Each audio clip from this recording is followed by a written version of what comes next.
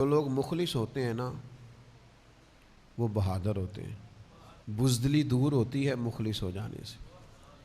انسان کا ذہن مضبوط ہوتا ہے، اعصاب مضبوط ہوتے ہیں، اس کے مزاج میں استقامت آتی ہے.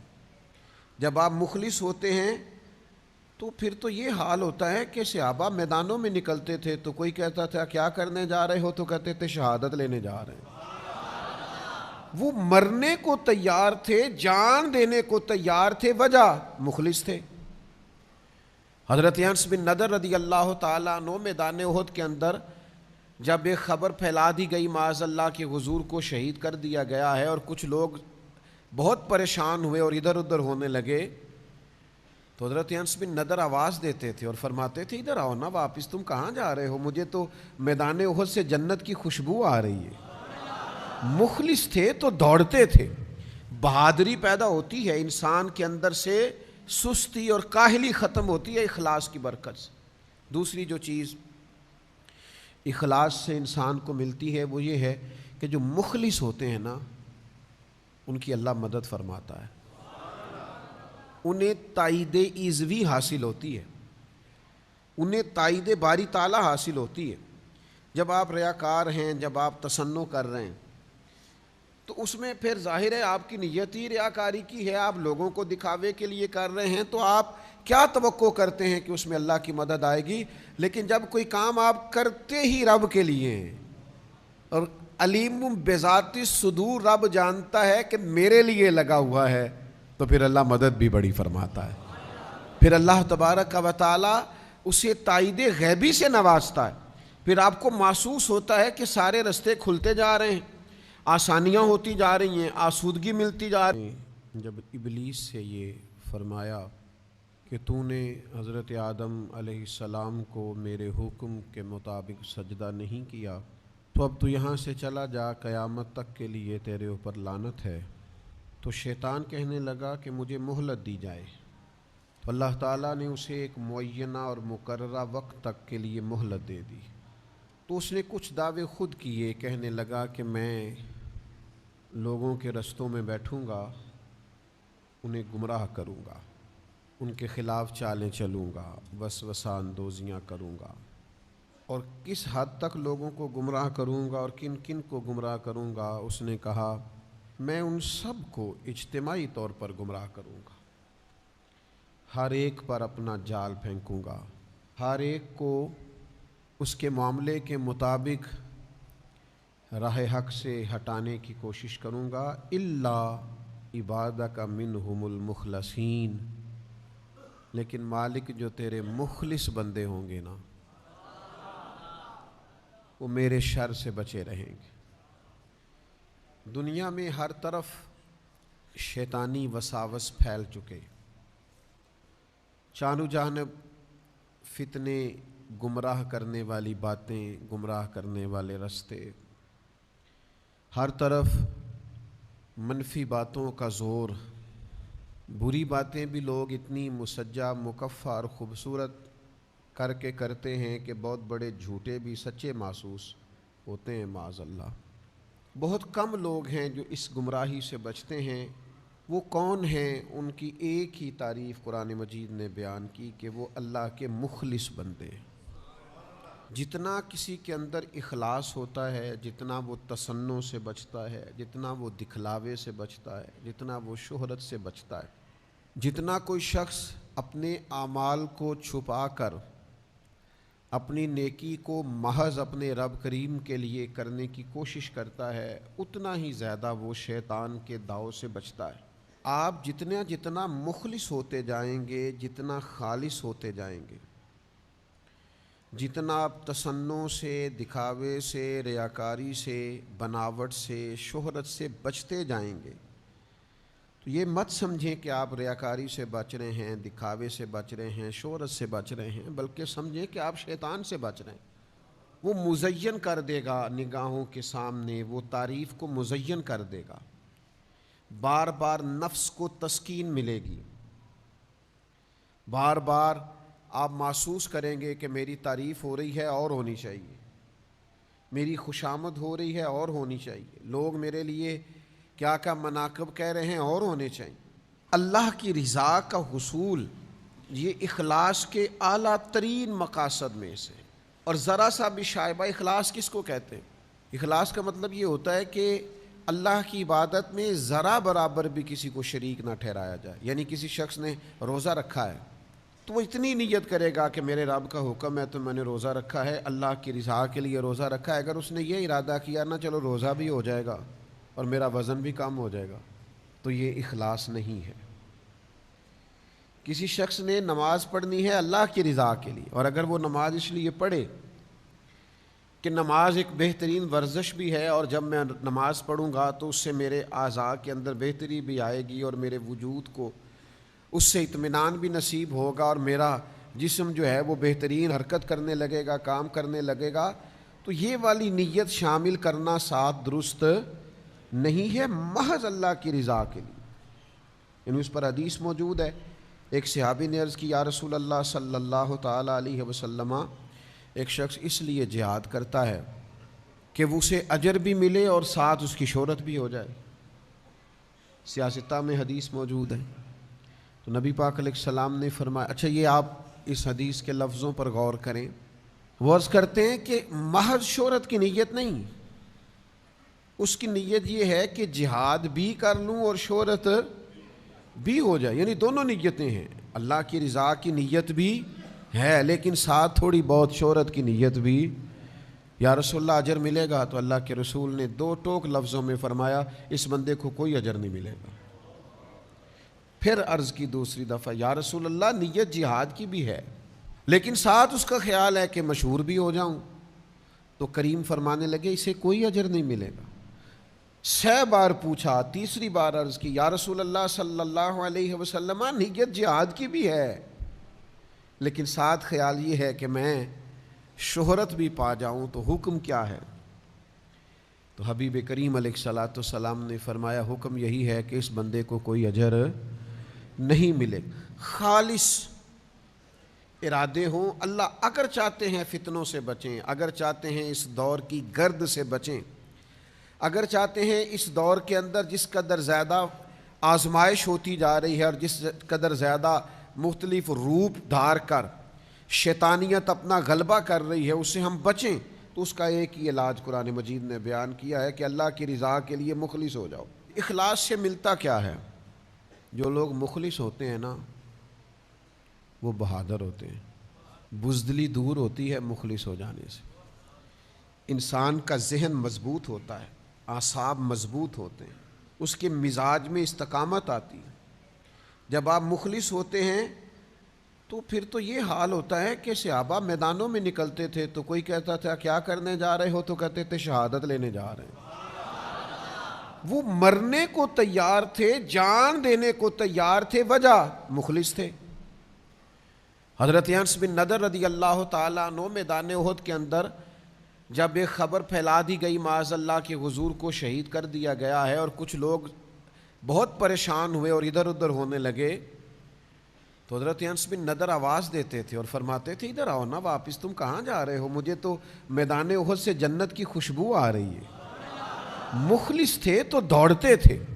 بہادری پیدا ہوتی ہے انسان کے اندر سے، سستی اور کاہلی ختم ہوتی ہے اخلاص کی برکت سے۔ دوسری جو چیز اخلاص سے انسان کو ملتی ہے وہ یہ ہے کہ جو مخلص ہوتے ہیں نا ان کی اللہ مدد فرماتا ہے، انہیں تائید ایزوی حاصل ہوتی ہے، انہیں تائید باری تعالیٰ حاصل ہوتی ہے۔ جب آپ ریاکار ہیں، جب آپ تصنع کر رہے ہیں تو اس میں پھر ظاہر ہے آپ کی نیت ہی ریاکاری کی ہے، آپ لوگوں کو دکھاوے کے لیے کر رہے ہیں، تو آپ کیا توقع کرتے ہیں کہ اس میں اللہ کی مدد آئے گی؟ لیکن جب کوئی کام آپ کرتے ہی رب کے لیے ہیں، اور علیم بذات الصدور رب جانتا ہے کہ میرے لیے لگا ہوا ہے، تو پھر اللہ مدد بھی بڑی فرماتا ہے۔ پھر اللہ تبارک و تعالی اسے تائید غیبی سے نوازتا ہے۔ پھر آپ کو محسوس ہوتا ہے کہ سارے رستے کھلتے جا رہے ہیں، آسانیاں ہوتی جا رہی ہیں، آسودگی ملتی جا رہی ہے، بہت ساری مشکل ترین وادیاں بھی آرام سے سر ہوتی جا رہی ہیں۔ اور پھر تیسری چیز جو اخلاص سے پیدا ہوتی ہے نا وہ یہ ہے کہ جو مخلص لوگ ہوتے ہیں نا ان کے اندر محنت کا جذبہ ہوتا ہے۔ آپ ایک کام کرتے ہیں اس میں اخلاص نہیں ہے تو آپ تھوڑا سا کریں گے، بھائی اتنا سا ٹھیک ہے، لوگوں کو پتہ چل گیا، میری حاضری لگ گئی، بس میں آ گیا، میری فوٹو چل گئی، بس کسی کو پتہ چل گیا لوگوں کو کہ میں آیا، وہ بھئی حاضری لگوانا مقصود ہے، لگ گئی۔ لیکن جب آپ مخلص ہوتے ہیں تو اب حاضریاں نہیں لگواتے، پھر آپ ڈیوٹیاں دیتے ہیں۔ جب آپ مخلص ہوتے ہیں تو پھر آپ صرف فوٹو میں نظر نہیں آتے، پھر صبح و شام تک اور شام سے صبح تک آپ کا رویہ یہ ہوتا ہے کہ کسی بھی طریقے سے میں بھلا کیا خدمات پیش کر سکتا ہوں، میں کس حد تک آگے بڑھ کے اپنی صلاحیتیں دین کے لیے وقف کر سکتا ہوں، پیش کر سکتا ہوں۔ پھر مقصود فقط یہ نہیں ہوتا۔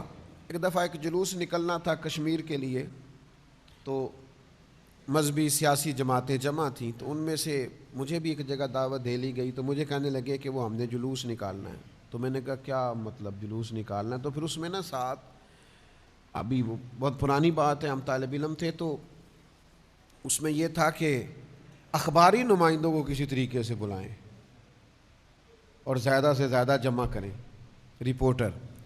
تو مجھے ایک بزرگ کی بات نہیں بھولتی، انہوں نے بڑی خاص بات کی، کہنے لگے اوہو میں تو جا رہا ہوں، میں سمجھا تھا تم اللہ کی رضا کے لیے جمع ہوئے ہو، لیکن جس قوم کا یہ حال ہو کہ وہ پہلے یہ دیکھے کہ کتنے کو نمائندے آئیں گے، کتنے کو خبر چلے گی، کہاں تک بات پہنچے گی، تو ان کا مشن تو کوئی نہ ہوا۔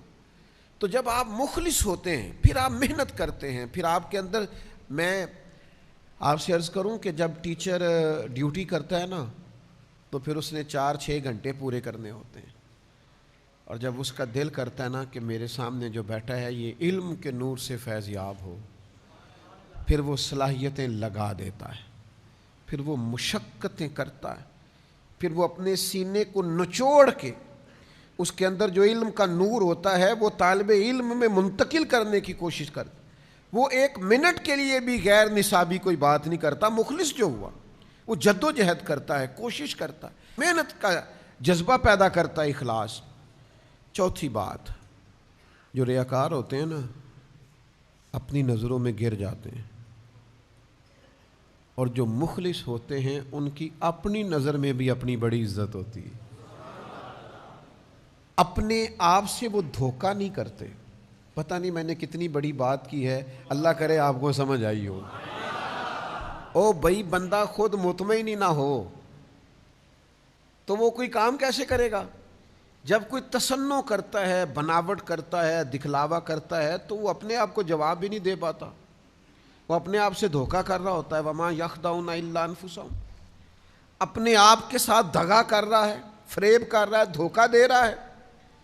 اور جب انسان مخلص ہوتا ہے نا تو اسے اپنے آپ سے بھی پیار ہوتا ہے، اسے محسوس ہوتا ہے میرا وجود کوئی بیکار وجود نہیں، میری زندگی کوئی بیکار زندگی نہیں، یہ زندگی تو میں نے کسی کے نام کر دی ہے، یہ تو میں نے زندگی کسی کے لڑ لگا دی ہے۔ اسے اپنے آپ سے پیار ہونے لگتا ہے جب وہ مخلص ہوتا ہے، اپنی نظر میں اس کی عزت ہوتی ہے، اسے پھر اپنی صلاحیت سے پیار ہوتا ہے، وہ پھر ضمیر کا قیدی نہیں ہوتا، اسے پھر لگتا ہے کہ وہ میں کسی کام لگ گیا ہوں، کوئی ڈیوٹی اللہ نے مجھ سے لینی شروع کر دی۔ 5ویں بات، ریاکاری جھوٹ ہے، اخلاص سچ ہے۔ ریاکاری ناانصافی ہے، اخلاص انصاف ہے۔ ریاکاری چٹیل اور گمراہ کرنے والا رستہ ہے، اور اخلاص اعتدال کا رستہ ہے۔ وہ ایک خوبصورت راہ ہے، جس راہ پر انسان چلتا ہے تو رستہ بظاہر ٹوٹا پھوٹا بھی ہو لیکن اسے تھکاوٹ محسوس نہیں ہوتی، وہ چلتا چلا جاتا ہے۔ اخلاص نعمت ہے، سعادت ہے، عدل ہے، برکت ہے، ٹھنڈک ہے، نور ہے۔ رب رسول کی مدد کا نام اخلاص ہے۔ اور پھر 6ٹھی بات، ریاکاری نا بے چینی بڑی پیدا کرتی ہے۔ جن کو تعریف کرانے کا شوق ہوتا ہے، میں نے دیکھا ہے وہ بیچارے منتیں کر رہے ہوتے ہیں کوئی تھوڑی تعریف ہو جائے نا میری۔ جن کو تعریفیں کرانے کا، خوش آمدیں سننے کا شوق ہو جاتا ہے نا، وہ بیچارے ہر وقت اپنے منہ سے کہتے رہتے ہیں شکر ہے جی اللہ کا، بڑا اللہ کا فضل ہے، کبھی جھوٹ نہیں بولا، بڑا شکر ہے جی فلانی ڈیوٹی بھی میں نے کی، فلانی مسجد بھی میں نے بنائی، فلائی کام میں میں شامل رہا، فلاں کو مشکل آ گئی تھی، میں بے چین ہی بڑا ہے، بتاتا پھرتا ہے، سناتا پھرتا ہے۔ ریاکاری بے چینی ہے، کوئی تعریف نہ کرے، خود کرتے ہیں۔ اللہ قرآن مجید میں فرماتے ہیں کچھ لوگ ایسے ہیں جو کام نہیں کیا ہوتا اس پر بھی اپنی تعریف چاہتے ہیں، ان کا خیال ہوتا ہے کہ یہ کیا نہیں پر ہماری تعریف ہو جائے۔ ریاکاری بے چینی ہے اور اخلاص سکون ہے۔ بے قراری والے کرتے ہیں نیکی کر فیس بک پہ ڈال، اور اخلاص والے کہتے ہیں نیکی کر دی اب چپ کر جاؤ، اجر تو اللہ دے گا، قیامت میں تو پتہ چل جائے گا رب کتنی مہربانی فرماتا۔ پھر ریاکاری سے نا بے صبری پیدا ہوتی ہے۔ آپ جب تصنع کرتے ہیں، دکھاوا کرتے ہیں، لوگوں کو دکھانے کے لیے عمل کرتے ہیں، تو آپ کا خیال ہوتا ہے کہ جلدی نتیجہ نکلے، فٹافٹ پتہ چل جائے کہ بھلا لوگوں کی رائے کیا ہے۔ اور اخلاص صبر پیدا کرتا ہے، سکون پیدا کرتا ہے۔ یہاں اجر نہ بھی ملے تو پتہ ہوتا ہے صبح قیامت اللہ ضرور اجر عطا فرمائے گا، ورنہ تو لوگوں کا خیال ہوتا ہے کہ کوئی مجھے نا کوئی اس پہ جلدی سے کوئی چیز ملے۔ سیدہ طیبہ طاہرہ حضرت عائشہ صدیقہ، حضرت عثمان غنی رضی اللہ تعالیٰ عنہ کا زمانہ مبارکہ آیا نا، تو حضرت عثمان غنی نے سیدہ عائشہ صدیقہ رضی اللہ تعالیٰ عنہ کو ایک کنیز رکھ کے دی تھی گھر کے کام کاج کرنے کے لیے، کاماں جی یہ آپ کی خدمت کریں گی۔ تو سیدہ عائشہ نے 2-4 دفعہ کہا کہ مجھے ضرورت نہیں ہے، تھوڑے سے کام ہوتے ہیں گھر کے، میں خود کر لیتی ہوں۔ کہا نہیں، یہ آپ کو کر دے گی۔ تو وہ کنیز کہتی ہے میں نے عجیب نظارہ دیکھا کہ سیدہ عائشہ کھانا پکانے کھڑی ہوتی نا تو ایک روٹی میری بھی پکا دیتی، وہ کوئی دودھ گرم کرنے کے لیے کھڑے ہوتی تو ایک پیالی مجھے بھی گرم کر دیتی۔ میں ان سے کہتی کہ میں قربان جاؤں، آپ کی خدمت کے لیے آئی ہوں، آپ الٹا۔ مجھ سے کبھی کوئی کام انہوں نے نہیں لیا۔ ہاں جب کوئی دروازے پر کچھ مانگنے آتا نا تو سیدہ عائشہ صدیقہ مجھ سے فرماتی کہ جاؤ اسے یہ کچھ دے آؤ، کھجوریں دے آؤ، سرکہ دے آؤ، پیسے دے آؤ۔ تو میں ان کی خدمت میں عرض کرتی کہ اماں جی یہ کام تو لوگ پہنچ کے کرتے ہیں، بانٹنے والا، تو آپ باقی کے جو گھر کے اندر کے 4 دیواری کے کام ہیں وہ مجھے کرنے نہیں دیتی ہیں، اور یہ جو باہر کا کام ہے یہ آپ مجھ سے فرماتی ہیں تو دے آؤ، تو وجہ؟ تو حضرت عائشہ صدیقہ رضی اللہ تعالیٰ عنہ فرماتی ہیں کہ جب بندہ کسی کو کچھ دیتا ہے تو وہ شکریہ بھی تو ادا کرتا ہے نا، تو میں چاہتی ہوں وہ شکریہ بھی تیرا ہی ادا کر جائے، میں نے جو بھی اجر لینا ہے محض اپنے رب کریم سے ہی لینا، وہ تیرا شکریہ ادا کر جائے، تجھے کہہ جے تو نے دیا ہے، اس کی نظر میں یہ ہو کہ یہ تو نے کیا ہے کام۔ اس طرح کا جب اعلیٰ ترین جذبہ پیدا ہوتا ہے تو مجھے بتائیے پھر کو بے صبری ہوتی ہے کہ تعریف ہو میری، پھر کو بے چینی دل میں پیدا ہوتی ہے۔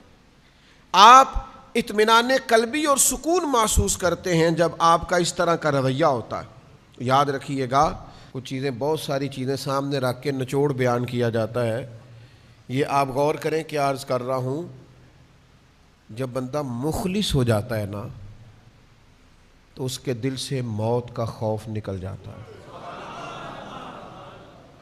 ڈرا ڈرا، سہما سہما، خوف زدہ، بیماری نہ آ جائے، گھر نہ ہو جائے، فلاں نہ ہو جائے، فلاں نہ چلا جائے، موت کا خوف مخلصین کے دلوں سے نکل جاتا ہے۔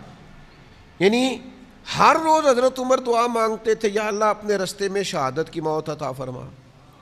یعنی سیدنا خالد ابن ولید ساری زندگی ڈھونڈتے رہے کہ مجھے شہادت نصیب ہو جائے۔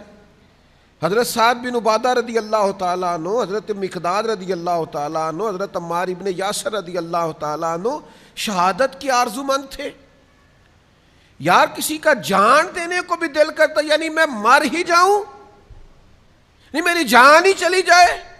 بچے بھی نظر آتے تھے، ان کو گھر بھی نظر آتا تھا، ان کو اپنے جائیدادیں، زمینیں، باغات بھی ان میں سے بہت سارے لوگ رکھتے تھے، پھر بھی دل کرتا تھا کہ جان پاویں نہ جان میرے محبوبہ، میں تے لگیاں توڑ نبھیساں، راہ تیرے وچ رول کے مرساں، تے قدم نہ پچھاں ہٹیساں، شہر تیرے دے ٹکڑے منگساں، تے تیرے کتیاں دے پیر چمیساں، تے آزم جان امانت تیری، تو جدو منگ سیں میں پیش کرے ساں۔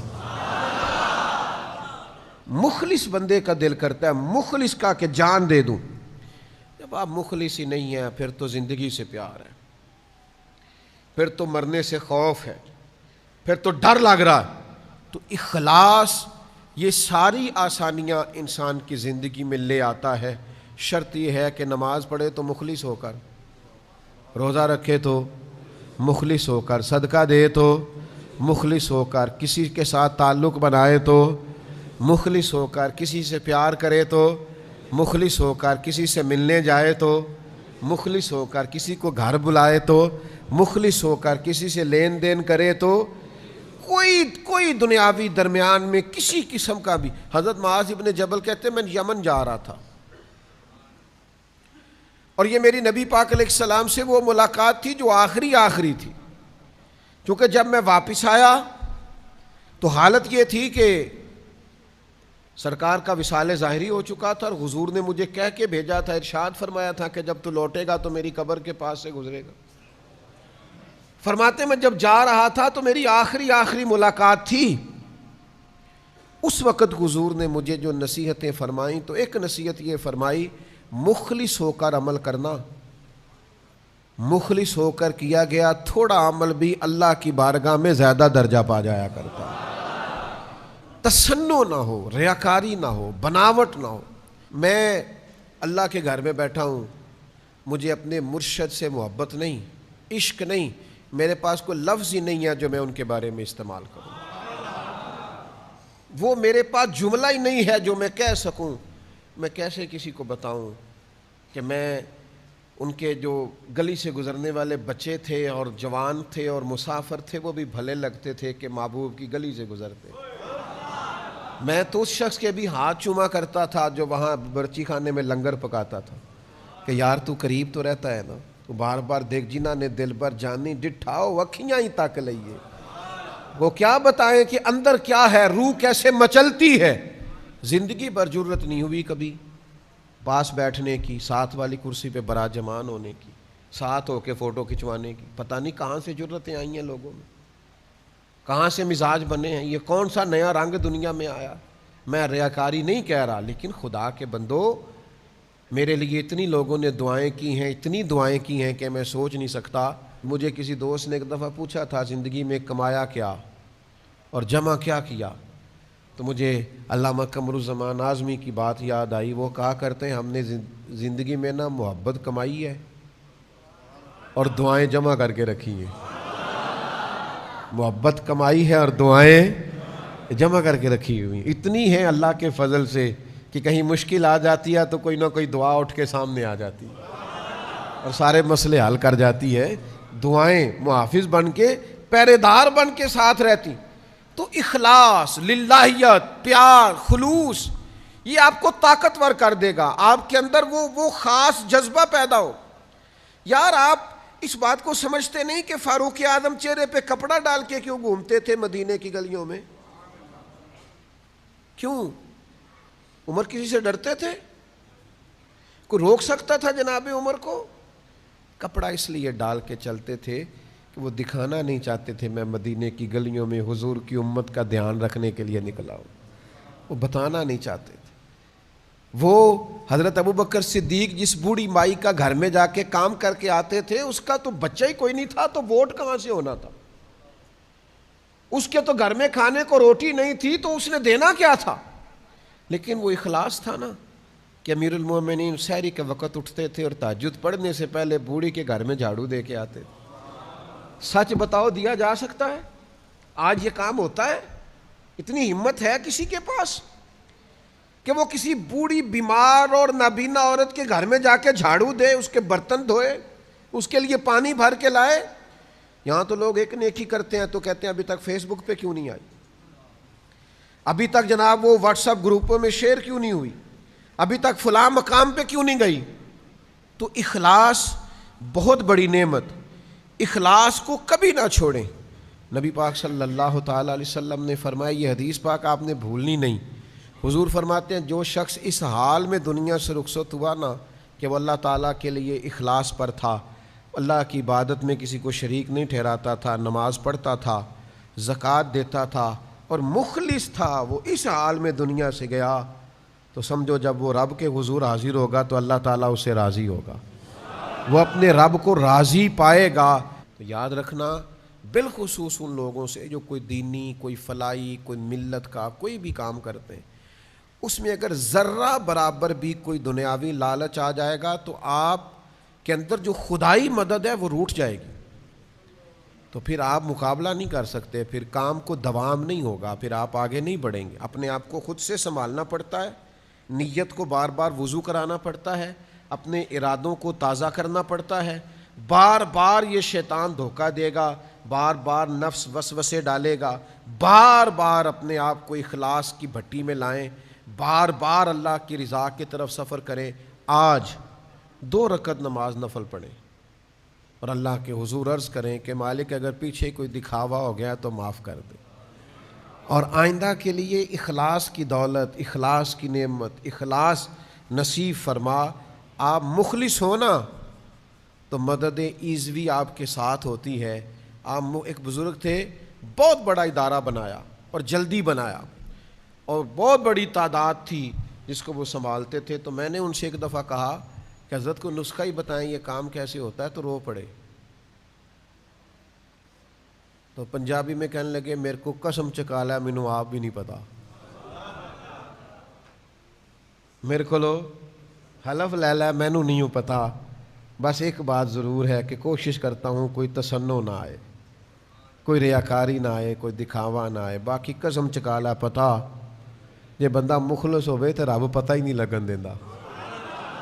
لیکن یہ اخلاص جو ہے نا، بات تو میری مکمل ہو گئی تھی، ایک شعر یاد آ گیا ہے۔ وہ ایک درویش نے لکھا تھا کہ اس سال میرے گاؤں کے میلے کی بھیڑ میں جو گم ہوا وہ ایک بھکارن کا لال تھا، ایک منگن والی دا پتر سی جڑی بیچاری کسی دی مدد نال گزارا کر دی سی۔ وہ بھکارن کا لال میلے میں گم ہو گیا، کیوں کہ وہ میلے میں آوازیں دیتا تھا زور زور سے، ہے کوئی مخلص، مجھے ایک مخلص بندہ چاہیے، ایک مخلص بندے کا سوال ہے، ایک مخلص دوست کی ضرورت ہے، ایک مخلص ہمدرد کی ضرورت ہے۔ وہ پڑ جاتی ہے بھائی، کبھی کبھی مخلص، ایک مخلص کی لوڑ پڑ جاتی، ایک ہو بس، ایک مخلص کی۔ جس دور میں بچے بھی باپ کی عزت اس لیے کرتے ہوں الا ماشاءاللہ کہ باپ امیر ہے کہ نہیں، اس دور میں الا ماشاءاللہ سارے نہیں، لیکن اکثر جگہوں پہ ایسا ہوتا ہے کہ ابا امیر ہے تو اس کی عزت بھی زیادہ ہے، اور اگر کچھ کر نہیں سکا تو کہنے تسی ساڈے لئی کیتا کی ہے۔ او بھائی، وہ بھکارن کا بچہ، غریبنی کا بچہ، شاعر کہتا وہ گلیوں میں شور ڈالتا تھا، ایک مخلص بندہ، ایک مخلص دوست، ایک مخلص سجن، بس زیادہ نہیں، ایک مل جائے۔ اس کی تڑپ دیکھو، وہ کہتا ہے اس سال میرے گاؤں کے میلے کی بھیڑ میں جو گم ہوا وہ ایک بھکارن کا لال تھا۔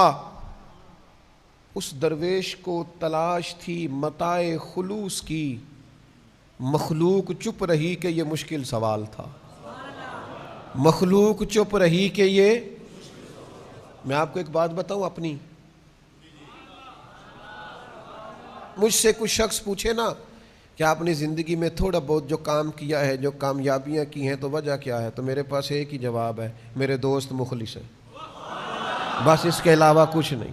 میرے ساتھ والے مخلص ہیں، جن کو سجن مخلص مل جائیں ان کے پاس خزانے ہی خزانے ہیں، ان کے پاس خزانے دولتیں ہی دولتیں ہیں۔ جن کو لوگ مخلص مل گئے وہ بچ گئے، وہ تر گئے۔ اخلاص پیدا کریں، ہر طرف آپ کرم کی برکھا برستی دیکھیں گے۔